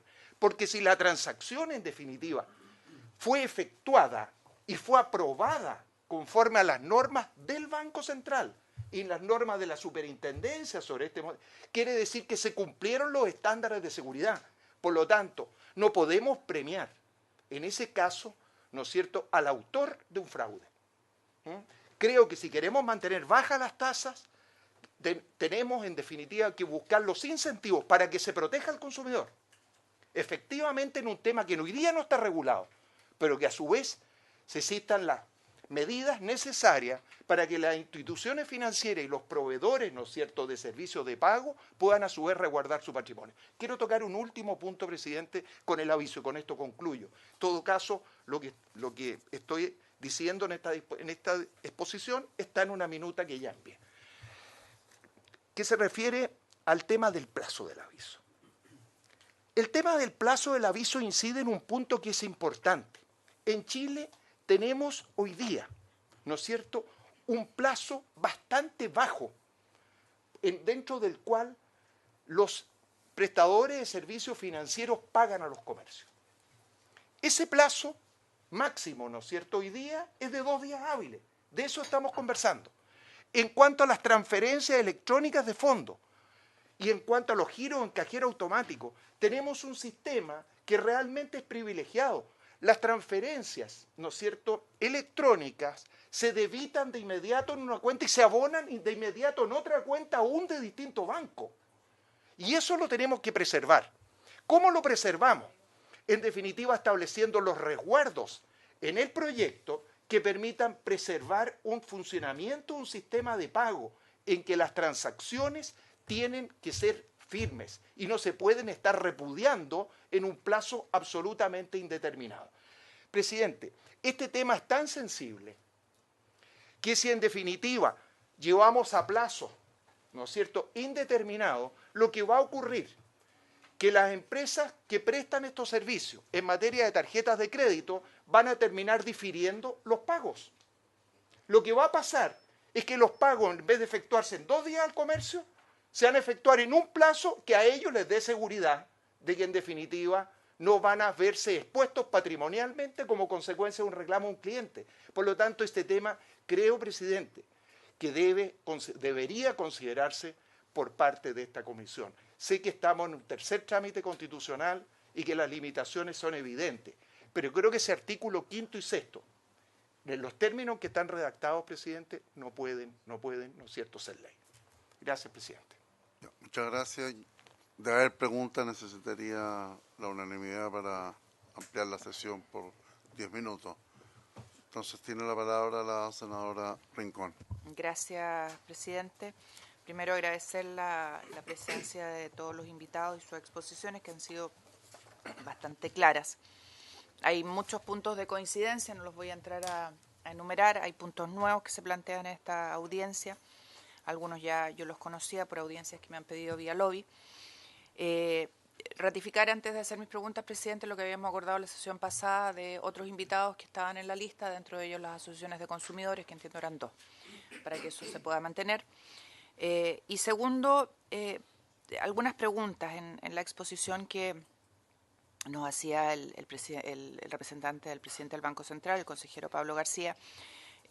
Hablaba del auto, no quedó claro o no lo anoté, pero salió en las otras presentaciones el tema del autofraude. No vemos propuestas específicas, no sé si las tiene el Banco Central y sería interesante conocerlas para ver cómo se aborda. En la presentación de José Manuel Mena, voy a irme a las notas porque las anoté al margen, varios temas interesantes, por cierto, los que presenta el profesor Arturo Fernandois. Perdón, presidente, son tantas presentaciones y las anoté en la presentación. No me quedó claro el tema, porque no está anotado, pero sí lo explicitó, el tema de que no se ofrezcan medios de pago en lugares no seguros. No sé si hay alguna ahí propuesta específica de parte de él. Y en el tema de el ámbito de aplicación a personas naturales, se señalaba que debía precisarse el ámbito de aplicación. El problema es que es súper complejo, porque quien usa el medio de pago es una persona, independiente de que sea nombre de la persona jurídica o la persona natural. ¿Cómo hacemos para responsabilizar, para limitar la responsabilidad? En el caso de una sociedad, de una persona jurídica, quien va a usar el medio de pago es una persona al final del día. Entonces, ¿cómo restringimos esto?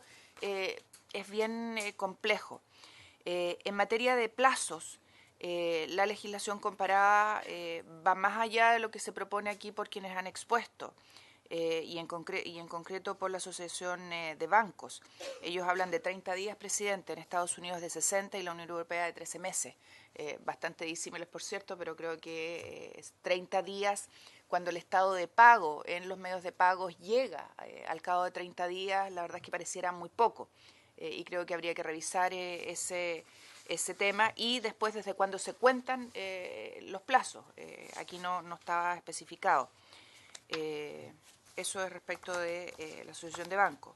En materia del retail financiero parece nueva, no sé si estuvo en la discusión, como esto se vio antes de que nosotros entráramos en ejercicio de nuestros cargos, esta propuesta respecto de cancelar provisoriamente las tarjetas de crédito emitidas. Yo creo que es súper interesante, porque todos tenemos tarjetas de crédito que nos emiten incluso sin nuestro consentimiento, y obviamente es un tema y es un factor de riesgo el que esas tarjetas estén activas, más aún cuando después de un plazo tan largo no se ocupan. Yo creo que parece interesante recoger lo que se plantea por parte de el retail financiero.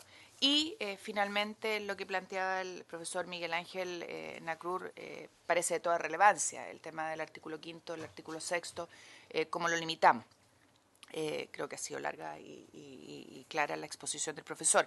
Y ahí yo pediría, presidente, que pudiéramos hacer algo que acordamos en la Comisión de Infancia respecto al Servicio Nacional de Infancia, y es pedirle a la Secretaría que después de estas audiencias, frente a cada artículo, nos pongan las observaciones y sugerencias de los expositores a efecto de poder resolver cuando votemos con la información detallada y clara que todos los invitados van a hacer, incluyendo los que faltan. Eso y las preguntas a los...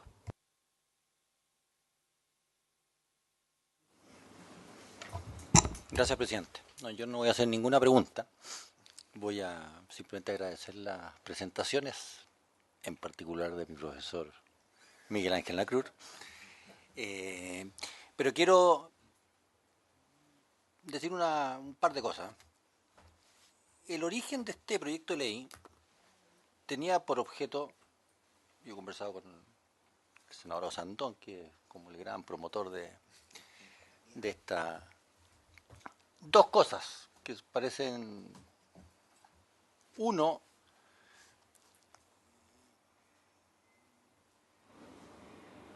para ponerlo así, uno, el cobro del seguro, de que si uno no toma un seguro con el banco, bueno, estoy frito en la vida, que se percibe, o lo percibe él, como una situación completamente injusta, porque a mí me van a tener que obligar a tomar un seguro de algo que teóricamente, en principio, debiera ser responsabilidad del banco. Ese era un punto. Y el segundo punto a resolver es, bueno, me cobraron algo. Y yo, estoy hablando de la gente de buena fe, y yo realmente no tenía idea, me clonaron, me hicieron, ni siquiera sé qué pasó, pero hay una compra de zapatillas que yo no tengo nada que... Y la experiencia,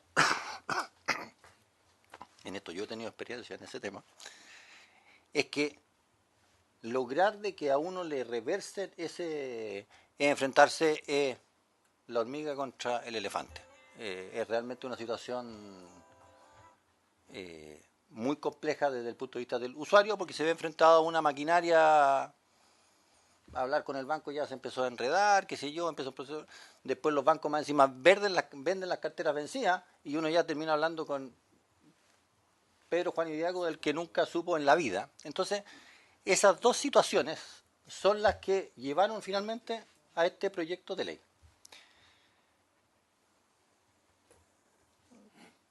Muchas de las cosas que ustedes dicen tienen razón. Aquí quizás por tratar de solucionar esos dos aspectos, que creo que efectivamente deben ser materia de solución, se llevó a estas responsabilidades objetivas, se llevó a que no haya plazo para nada, se llevó a un montón de cosas que pueden terminar afectando la masificación de los medios de pago electrónico, que es algo que me imagino que todos, y el Banco Central así lo ha dicho, a todos nos interesa llegar a eso.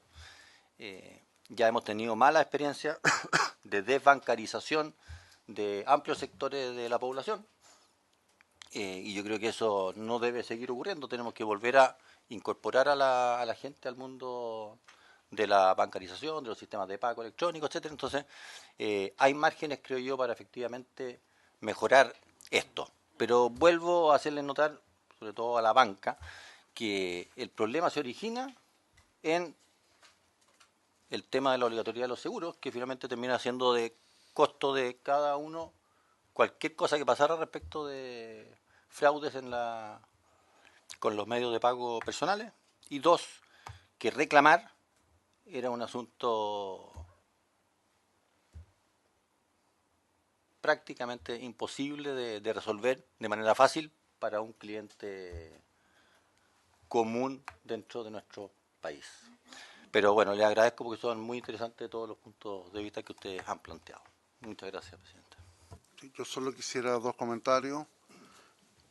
El primero es que, en general, cuando existe un fraude, siempre hay participación del dueño de la tarjeta. Sea porque ingresó a un sistema computacional y le salió una pantalla y le dijeron ponga tus claves, pone sus claves, o porque en algún centro comercial le clonaron la tarjeta o porque en algún cajero automático había alguna cinta, pero en general es el consumidor el que siempre va a estar afectado y lamentablemente él es el sujeto de que se haya producido el fraude. Podrán haber en muchos casos, podría ser que fue un autofraude, pero en muchos más. Finalmente es la viveza de la persona o del centro comercial o del lugar donde se está operando la máquina, en donde intencionadamente cualquier tarjeta va a ser sujeta a un fraude.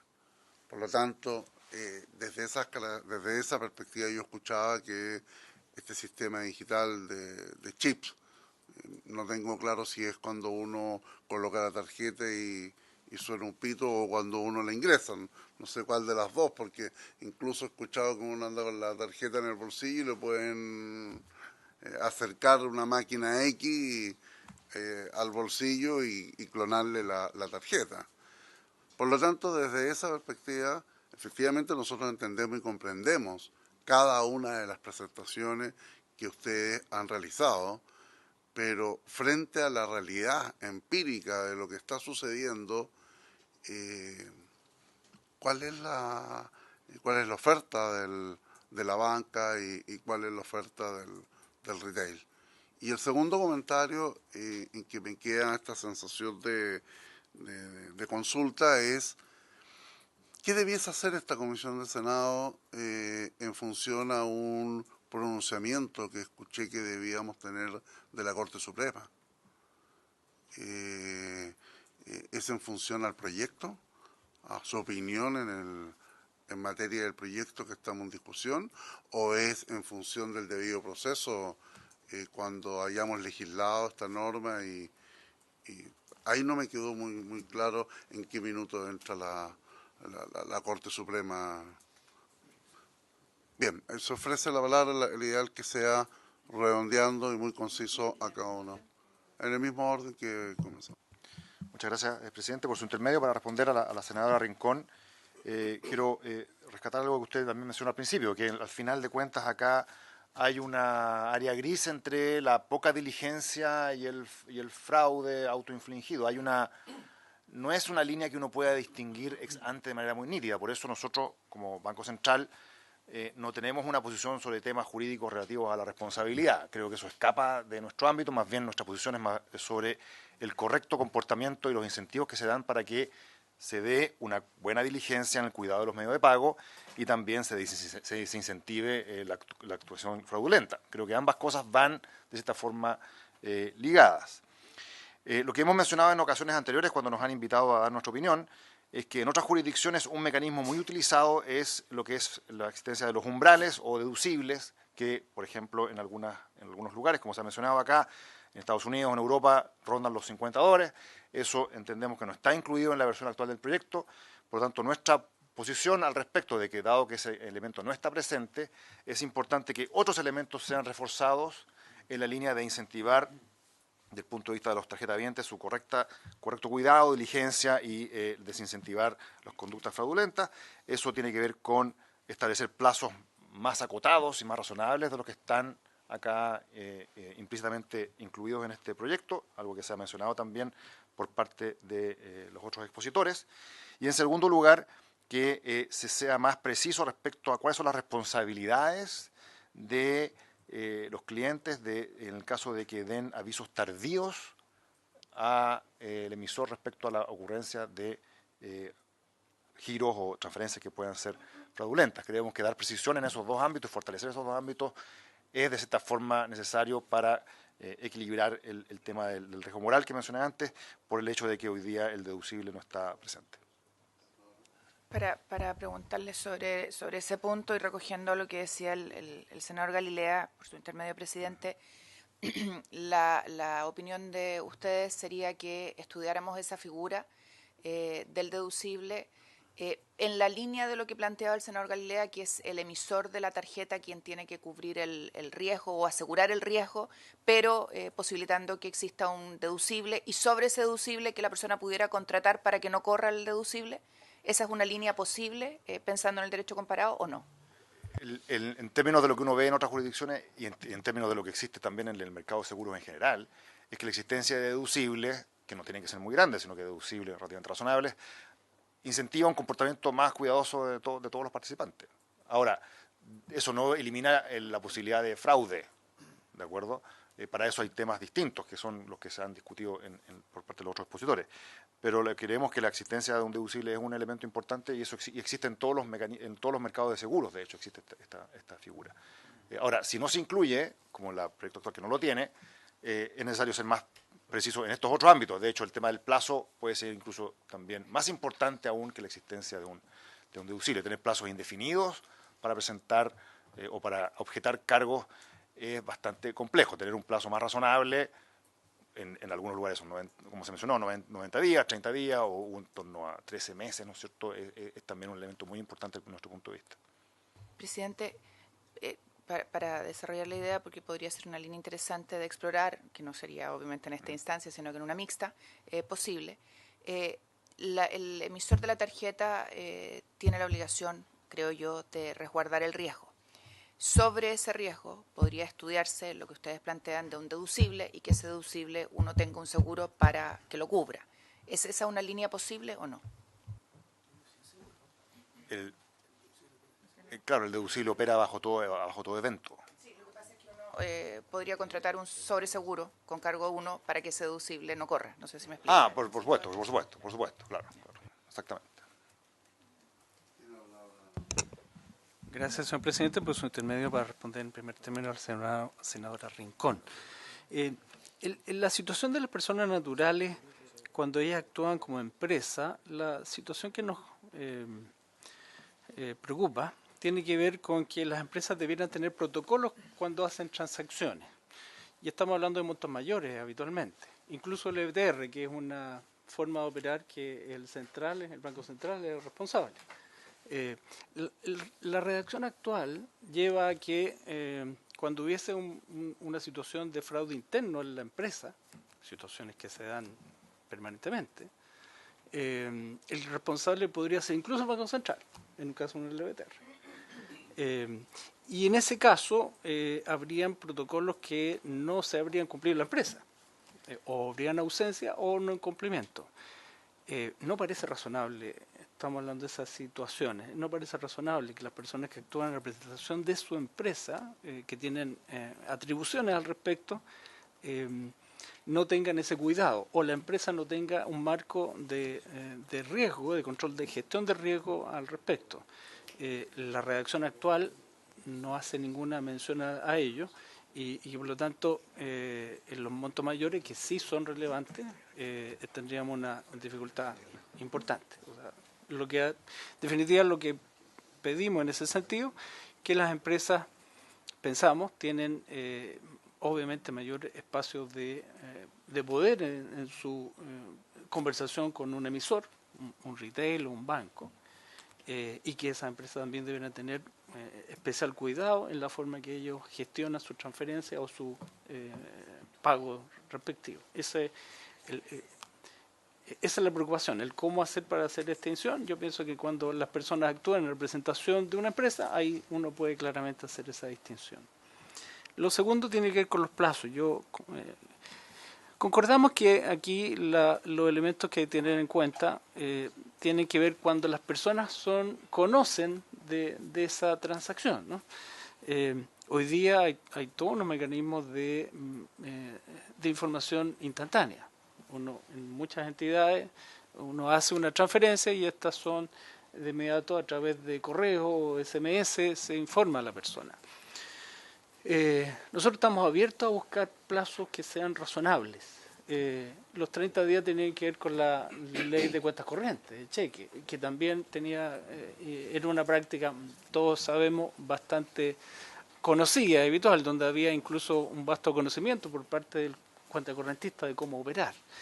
Por supuesto que tenemos que avanzar en educación financiera en estos aspectos. La inclusión, y eso es uno de los principios que queremos cautelar, tiene que ver con tener esa capacidad que las personas sepan usar los instrumentos. En ese aspecto somos flexibles a poder movernos. Nos preocupa simplemente que también los plazos sean coherentes con los que también el prospecto nos plantea, los plazos de prueba que nos exijan a las entidades.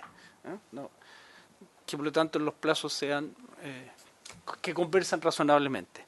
Y solo un comentario, cuando hablamos de 13 meses, ahí es interesante porque en lo que conocemos, que en Europa cuando se habla de plazos mayores, los montos empiezan a ser bastante más altos en términos de deducibles, por ejemplo. Estamos hablando de más de 500 euros, por ejemplo, ¿no? Pensamos en ese aspecto, lo que más nos preocupa es, enfatizo en los términos que los plazos sean coherentes. Tercer punto, cuando hablamos de lugares no seguros, yo creo que no me expliqué bien. Nuestra mirada tiene que ver con que los espacios de responsabilidad que los clientes tengan en el uso de los medios de pago, ahí pensamos que hay necesidad de que las personas libremente, no obligatoriamente, libremente opten por tomar seguros, de manera que eso les permita ayudar a que uno siempre está expuesto a situaciones en un comercio en el extranjero, por ejemplo, y que no necesariamente puede los esquemas de seguridad que tengan los emisores de tarjetas internacionales poder resguardar ellos. Y señor presidente, a su consulta más global, los bancos estamos conscientes que tenemos un gran espacio de responsabilidad. Por otra parte, los esquemas de delito que hoy día estamos viendo son muy sofisticados. Estamos hablando de organizaciones internacionales. Y por supuesto, en ese aspecto, los bancos estamos conscientes, nuestros protocolos están siendo mejorados permanentemente, tenemos que tener una mucha mejor forma de relacionarnos con nuestros clientes, de manera de poder atenderlos. Son nuestros clientes para el resto de la vida, eso es lo que creemos. No somos entidades que vendamos algo y al día siguiente nos olvidemos del cliente. Aquí vivimos con nuestros clientes y esperamos que a ellos les vaya bien. De hecho, los problemas que ellos tienen se reflejan inmediatamente en nuestro estado financiero, y en ese sentido estamos conscientes que tenemos que avanzar más aún en tener mejores herramientas, mejores competencias, en educar a nuestros clientes, y también contamos con ello, y lo hace muy bien el supervisor bancario, que también vigila y revisa la forma en que nuestros protocolos están funcionando. Siempre podemos mejorar. Lo que queremos solo enfatizar es que nuestra responsabilidad no puede ser única, y que aquí es necesario también enfatizar la responsabilidad de nuestros clientes. Permíteme pasarle a don Arturo para su respuesta. Perfecto. Gracias. Dos temas, señor presidente. Su inquietud en relación a la opinión de la Corte Suprema. El artículo 77 de la Constitución dispone que una ley orgánica constitucional regulará el funcionamiento de los tribunales de justicia y velará para la correcta administración de justicia. Esa es la ley orgánica constitucional de los tribunales de justicia. Lo que ha interpretado el Tribunal Constitucional es cada vez que un proyecto de ley, cualquiera sea este, interviene en asuntos propios de tribunales, sea orgánicos, procesales, en una interpretación relativamente expansiva, sobre todo de la Corte Suprema, le corresponde que sea oída a la Corte Suprema. Esto con un oficio que en la última reforma le fijó un plazo preciso de 30 días para responder. Aquí este proyecto habla de sentencia ejecutoriada. Cabe la duda si es o no realmente un precepto que el Tribunal Constitucional estime que es una modificación a la Ley Orgánica Constitucional de Tribunales. Yo invito a la Comisión a que se estudie un poco el punto. Lo que tengo claro es que la Corte Suprema ha expandido su interpretación sobre cuándo le corresponde intervenir, y ha ido muchas veces bastante más allá de lo que originalmente se entendía, y lo que correspondería sería despachar un oficio para que emita su informe respecto únicamente de ese precepto, sería el artículo 5. Lo que hace la Corte Suprema normalmente se extiende un poco más sobre el sentido procesal del requisito. Eso, señor presidente. Y me tomo la libertad de completar, digamos, o complementar desde el punto de vista constitucional lo que el presidente de la Asociación de Bancos explicaba en relación a su inquietud, o la inquietud de la senadora Rincón, cuál es la oferta, digamos, de la banca. Yo creo que si se replican los preceptos de la legislación inglesa o de la legislación española, este problema se resuelve, el de la responsabilidad objetiva, que el profesor Nacrur también subrayó. El estándar en España es siempre que el emisor tenga motivos razonables para sospechar. Y en la legislación británica es reasonable grounds to suspect, o sea, lo mismo. Ambos son cosas. Si eso se reflejara en el artículo 5, bueno, yo creo que desaparecen. ¿Y cómo creo que se puede regular? Porque entiendo su inquietud sobre la realidad empírica de lo que sucede. Si supongamos que el emisor recurre abusivamente a esto y no cancela, como ordena la regla general del artículo 5, no cancela una operación desconocida por el cliente. Esto va en nuestra propuesta al fiscalizador, a la Comisión de Mercado Financiero. Supongamos que ahí se desarma esto, se le revoca, se rechaza esa calificación. Bueno, esto le va a ir produciendo consecuencias al banco. O sea, se produce, me imagino yo, presidente, una cierta moderación y un ajuste del procedimiento. Pero si esto se recogiera constitucionalmente, no sé qué opina el profesor Nacrur, me da la impresión, presidente, que se resuelve buena parte del problema constitucional que hay aquí. Gracias. Gracias, presidente. 3 comentarios. El primero, el eje de nuestra presentación, presidente, de alguna manera se hace cargo de estos 2 temas que levantó el senador Galilea, y si uno analiza las 6 propuestas que nosotros estamos planteando, simplemente es colaborar a mitigar los efectos indeseados, digamos, que tiene el actual texto, digamos, aprobado. Y por ende la invitación nuestra es obviamente a tener esa mirada de la necesidad de bajar los riesgos, la incertidumbre con que dejó el informe final de la Cámara de Diputados, con muchos cabos sueltos que hay que decididamente, por un tema de riesgo sistémico, necesariamente, digamos, avanzar en esos perfeccionamientos. Segundo comentario, dentro de los temas relevantes, el tema del plazo, ¿ya? Insisto en la necesidad de acotar, digamos, ese plazo. Hay un sinnúmero de actores en la cadena, sobre todo tratándose de transacciones internacionales, que tienen que participar en la resolución de la controversia, y por lo tanto es fundamental que sea un plazo lo más acotado, lo más parecido a los 30 días. Creemos que 60 puede ser un número razonable, pero creo que ese es un importante camino. Creemos que es fundamental establecer un balance equilibrado en materia de los deberes de los usuarios. O sea, en la medida que hay un adecuado balance, estamos avanzando en esa dirección. Y desde el punto de vista más jurídico, volver a un estándar de responsabilidad y eliminar la negligencia inexcusable para no elevar la prueba que se debe realizar en el ámbito, digamos, penal cuando un emisor quiera, digamos, repudiar un desconocimiento de un tarjetaviente. Creemos que es necesario tipificar el autofraude, crear esta instancia de mediación y finalmente destacar lo que ya planteamos en materia de la ciberseguridad, de ayudar a bajar el riesgo con este bloqueo temporal de las transacciones, de las tarjetas que no tienen transacción en un tiempo más que razonable. Eso, y me gustaría el último comentario a Rodrigo Gutiérrez. Señor presidente, con su permiso, respecto de 2 comentarios. Uno respecto del plazo que hemos conversado. Quiero poner un efecto práctico. Como vimos en la presentación, el 70% del fraude se genera en el extranjero. Un cliente chileno que ha sido objeto de un fraude va a recibir en su estado de cuenta una transacción que no va a conocer. Y lo que va a hacer ese cliente va a ir al banco en Chile a pedir explicaciones. El banco chileno va a tomar esa transacción y la va a enviar a la marca, Visa, Master, American Express. La marca va a tomar esa pregunta y la va a enviar al banco del adquirente afuera, es decir, el banco que emitió, que adquirió al comercio afuera. El banco que recibió esa transacción americana, por ejemplo, lo va a mandar al comercio que efectuó la transacción. Ese comercio va a mandar la respuesta de vuelta a esta misma cadena que hemos hecho. Si el banco chileno y el cliente chileno no está de acuerdo con la respuesta, va a disputar la transacción. Es decir, va a pedir, ¿cierto?, que la marca arbitre para ver dónde se produjo el fraude y quién responde a ese fraude. Eso tiene un plazo aproximadamente de 90 días.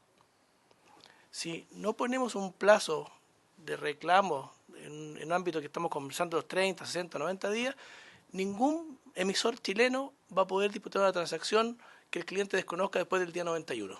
Nunca. Aun cuando los emisores, con las medidas que han tomado, no hayan tenido posibilidad ni participación en el fraude que se cometió. Por eso es muy importante fijar un plazo de reclamo.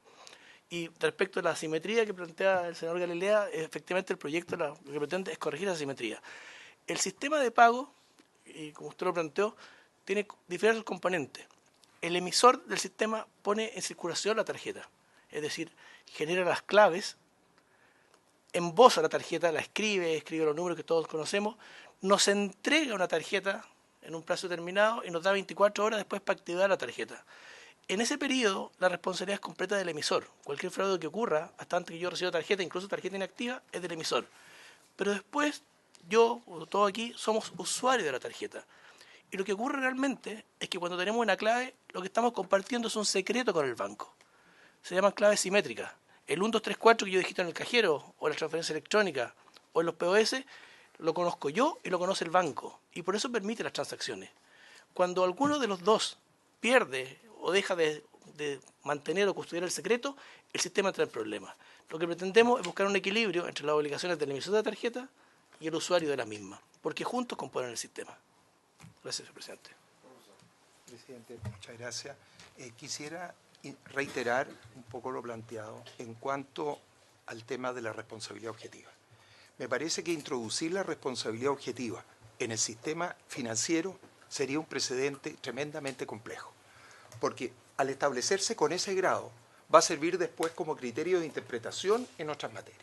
Y además, si uno mira todos los años, ¿no es cierto?, de jurisprudencia de nuestros tribunales sobre materias, ¿no es cierto?, de conflicto entre particulares con empresas bancarias, nos encontramos que el criterio que han aplicado siempre ha sido el de la responsabilidad infraccional, tratándose de la Ley de Protección al Consumidor, o la responsabilidad civil general, tratándose, ¿no es cierto?, de lo que es el daño o cualquier otro producido por una culpa leve, que es el límite, ¿no es cierto?, que considera el legislador.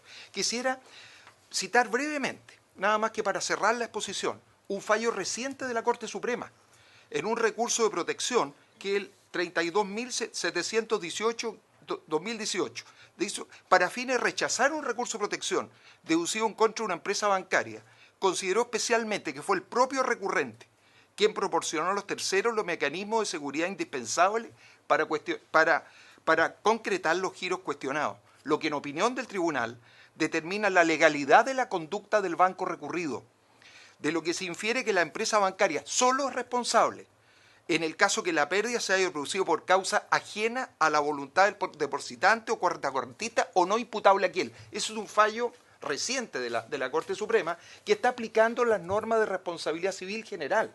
Por lo tanto, tenemos jurisprudencia, tenemos criterios sobre esta materia. Me parece importantísimo lo que dijo el senador Galilea, es que es necesario legislar sobre el tema, ¿no es cierto?, de todos los fraudes con tarjetas cuando el titular no se ha dado cuenta de ella y por lo tanto no ha podido dar el aviso, pero que eso no nos lleve a establecer la responsabilidad objetiva o por riesgo, que es decir, que la industria financiera por sí es riesgosa, lo cual conlleva una serie de otros factores en el criterio de interpretación de los tribunales para materias semejantes. Eso es lo que quería decir, señor presidente. Sí, solo clarificar una referencia que hizo José Manuel Mena respecto al Banco Central. Acá el LBTR y los pagos mayoristas que el Banco Central tiene con los bancos están sujetos a normativa y legislación propia y no tienen que ver con este proyecto de ley. Muy